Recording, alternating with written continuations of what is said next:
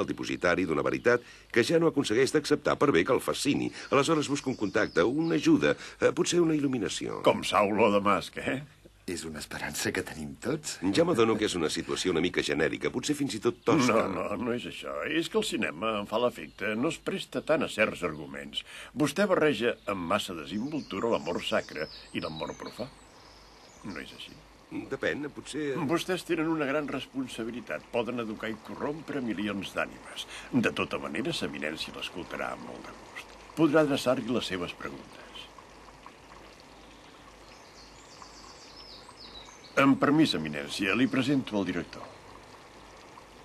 Segui, sisplau. Gràcies.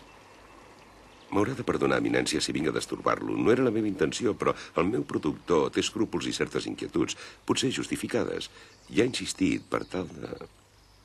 Vostè és casat? Sí. Té fills? Sí. Bé, no... Quants anys té? 43.